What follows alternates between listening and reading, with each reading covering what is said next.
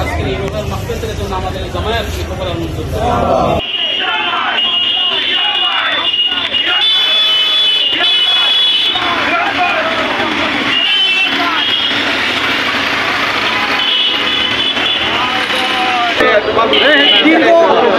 প্রতীক্ষিত আমাদের এই গৌরীপুরের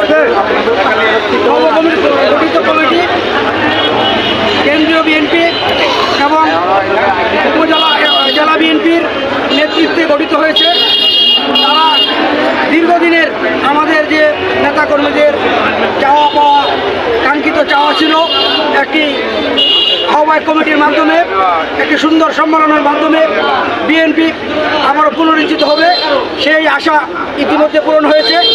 এখন আমরা যারা দায়িত্বপ্রাপ্ত হয়েছি তাদের উপর যে দলের যে গুরু দায়িত্ব, সেই দায়িত্ব আমরা দেশটা তারেক রহমানের যে অর্পিত দায়িত্ব এবং উনি প্রতিনিয়ত যে মেসেজগুলো দিয়ে যাচ্ছেন, আমাদের প্রাথমিক কাজ হলো সেই কাজগুলো করা এবং এই গৌরীপুরের মাটিকে আমরা চেষ্টা করব একটি চাঁদাবাজ মুক্ত এবং মাদক মুক্ত সমাজ গড়ে তুলতে।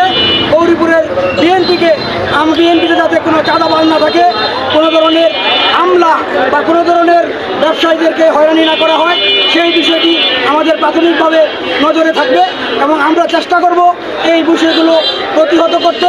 যখনই গৌরীপুরের মাটিতে যেহেতু আমাদেরকে দায়িত্ব দেওয়া হয়েছে, বিএনপির নয়, আমরা যদি অন্য কোনো অশুভ শক্তি আবারও সেই ধরনের পায়তারা করে গৌরীপুরের মাটিকে উচ্ছৃঙ্খল করতে চায় এবং বিশৃঙ্খল পরিবেশ তৈরি করতে চায়, আমরা সেগুলো বিএনপি প্রতিহত করব।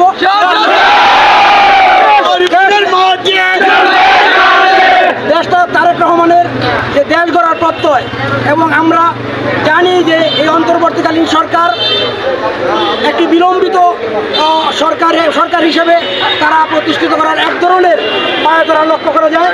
আমরা দেশটা তারেক রহমানের নেতৃত্বে আমরা প্রথমে যে বিষয়টিকে প্রাধান্য দিচ্ছি সেটি হলো যে আমাদের আগামী দিনে যত দ্রুত সম্ভব গণতান্ত্রিক উপায়ে একটি নির্বাচন প্রতিষ্ঠিত করা এবং আমরা মনে করি এই সরকার আমাদেরকে আন্দোলনে নামার আগে একটি সুন্দর গণতান্ত্রিক পরিবেশে মানুষের ভোটের অধিকার ফিরিয়ে দেবে।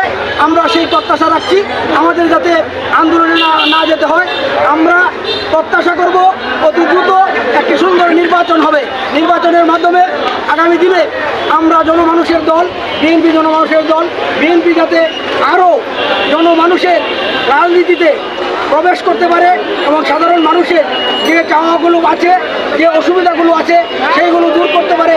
জনসমর্থনের উদ্দেশ্য নিয়ে আমরা মাঠে ঘাটে কাজ করব এবং আগামী দিনে একটি সুন্দর একটি সম্মেলনের মাধ্যমে আমরা একটি কমিটি করে তুলব, এটি উপজেলা কমিটি করে তুলব। আমাদের এই দুই প্রত্যাশা আপনারা জানেন, ইতিমধ্যে উপজেলা এবং পৌর কমিটি গঠিত হয়েছে।